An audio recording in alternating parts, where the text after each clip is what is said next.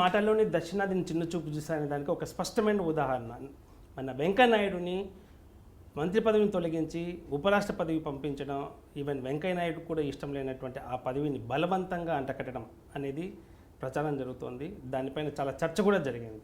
దానికి మీరు వివరణ ఇవ్వాలి. ఎందుకంటే వెంకయ్యనాయుడు మేధావి, రాష్ట్ర అభివృద్ధి కోసమే దక్షిణాది రాష్ట్రాల కోసం ప్రయత్నం చేస్తున్నటువంటి ఒక గొప్ప నాయకుడు. అలాంటి వ్యక్తిని రాజ్యాంగ పరిధిలో ఉన్నటువంటి అధికారానికి సీట్లో కూర్చోపెట్టడం ఎంతవరకు సమంజసం? మీరు చెప్పిన మాటలోనే ఉపరాష్ట్రపతి అంటే దేశానికి సామాన్యమైన కాదు. వినండి. ఇవాళ కేంద్ర మంత్రిగా వారు 3 పర్యాయాలు ప్రభుత్వాల్లో పనిచేశారు. రాజ్యసభ సభ్యునిగా వారికి 3 సార్లు అవకాశం ఇచ్చారు ప్రభుత్వం. ఇవాళ ఉపరాష్ట్రపతి ఇంకా ఉన్నత పదవికి అవకాశం వచ్చే ఆస్కారం ఉన్నటువంటి పదవి. కాబట్టి కేంద్ర మంత్రి కంటే ఉపరాష్ట్రపతి ప్రోటోకాల్ కానీ రాజ్యాంగ పరంగా చూసి ఏ విధంగా చూసినా కానీ ఉన్నతమైన స్థానానికి ఇచ్చారు తప్పితే ఇవాళ మీ ప్రచారం మాత్రమే అది. వారు చిన్నగా చేశారు, తక్కువ చేశారు, అది ప్రచారం మాత్రమే. ఇవాళ దక్షిణాది సంబంధించిన అనేక మంది ఇవాళ నిర్మలా సీతారామన్ దేశ రక్షణ శాఖ మంత్రి, ఒక తెలుగు ఆడపడుచు, మొదటిసారిగా దేశ చరిత్రలో డిఫెన్స్ మినిస్టర్ అనేది ఏ ప్రభుత్వం కూడా ఒక మహిళకి ఇవ్వలేదు. అటువంటి దక్షిణాదికి సంబంధించిన మహిళకి ఇవ్వగలిగిందంటే అది నరేంద్ర మోడీ ప్రభుత్వం వల్లనే సాధ్యమైంది. కాబట్టి ఇవన్నీ కూడా ప్రచారాలు రాజకీయంగా దాన్ని తప్పుడు ప్రచారం చేసి ఏదో బురదజల్లే కార్యక్రమం తప్పితే దక్షిణాది సంబంధించినటువంటి ఇవాళ నిర్మలా సీతారామన్ కానీ అనంతకుమార్ కానీ ఇలాంటి పెద్ద పెద్ద పదవులు ఇవాళ వెంకయ్యనాయుడు గారికి అది గౌరవప్రదమైన పదవి. ఉపరాష్ట్రపతి రేపు ఎప్పుడైనా రాష్ట్రపతి అయ్యేదానికి ఆస్కారం ఉంది. అంతేగాని కేంద్ర మంత్రులు ఎవరైనా కావచ్చు, కానీ ఉపరాష్ట్రపతి కావడం అనేది చాలా అరుదైన విషయం. 20 మంది 30 మందిలో ఒక మంత్రిగా ఉండొచ్చు, కానీ ఉపరాష్ట్రపతి ఒక్కడే, రాష్ట్రపతి ఒకరే. కాబట్టి దాన్ని తక్కువ చేయడం అనేది భావ్యం కాదు. అది రాజ్యాంగ హోదా. వారు ఇవాళ దేశవ్యాప్తంగా కూడా వారికి ఉన్నటువంటి ఏదైతే పరపతి ఉందో, రాజ్యాంగాన్ని కాపాడే బాధ్యత ఉందో, దక్షిణాదిగా తెలుగువాడిగా వారికి రావడం అనేది మేము గర్వపడుతున్నాం. సో ఇంకో విషయం చెప్పండి, నరేంద్ర మోడీ చరిష్మా తెలంగాణలో కేసీఆర్ చరిష్మా ముందర బలాదూర్ అంటుంది. ఎందుకంటే గత ఎన్నికలు కూడా ఫలితాలు చెప్పాయి. ఇక్కడ ఒకే ఒక సీటుతో మీరు తృప్తి పడాల్సినటువంటి పరిస్థితి. ఇక రాబోతున్న పార్లమెంట్ ఎలక్షన్స్లో ఏకంగా 16 సీట్లు మావే, కేంద్రాన్ని శాసిద్దాం, మాకు ఓట్లు వేయండి అని చెప్పి టీఆర్ఎస్ పార్టీ ప్రచారం చేసుకుంటున్నటువంటి పరిస్థితి. దీన్ని ఎలా ఎదుర్కొంటారు? మొన్న జరిగిన అసెంబ్లీ ఎన్నికలు రాష్ట్రం కోసం జరిగింది. రాష్ట్రంలో ముఖ్యమంత్రి ఎవరు కావాలని జరిగినాయి? రాష్ట్రానికి ముఖ్యమంత్రి నరేంద్ర మోడీ మేము ప్రచారం చేయలేదే. రాష్ట్రానికి ముఖ్యమంత్రి కావాలి కేసీఆర్ వారు ప్రచారానికి వచ్చారు. ప్రచారం రావడం వేరు, పార్టీ నాయకుడిగా ప్రచారం చేసే హక్కు మొత్తం ఉంది. అస్సాంలో ఉంది. మోడీ వచ్చారు, అమిత్ షా వచ్చారు, రావడం మంత్రులు వచ్చారు, అయినా ఒక్క సీట్తో. వినండి, మీరు అడిగారు ప్రశ్న, దానికి పూర్తి సమాధానం ఇచ్చారు. ఎందుకంటే ప్రచారం జాతీయ నాయకులు ఎవరైనా చేయొచ్చు, కానీ నరేంద్ర మోడీ ఇక్కడ రాష్ట్రానికి ముఖ్యమంత్రి అంటే ప్రచారం జరగలేదు. ముఖ్యమంత్రి ఎవరు కావాలనేది తెలంగాణ ప్రజలు నిర్ధారించారు. కేసీఆర్ గారు బీజేపీ కాకుండా టీఆర్ఎస్కి అవకాశం ఇచ్చారు. రేపు జరగబోయే ఎన్నికలు దేశం కోసం జరుగుతున్న ఎన్నికలు, ప్రధానమంత్రి పదవి కోసం జరుగుతున్న ఎన్నికలు.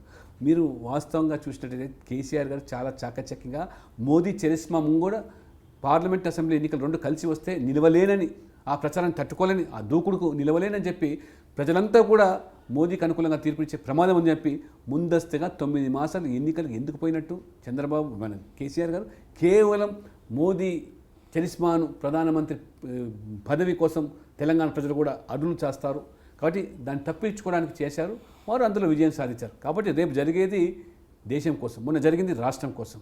రాష్ట్రం కోసం కేసీఆర్, దేశం కోసం నరేంద్ర మోడీని తెలంగాణ ప్రజలు ఇవాళ కోరుకుంటున్నారు. సర్వత్రా కూడా తెలంగాణ ప్రజలు కూడా భావిస్తున్నారు.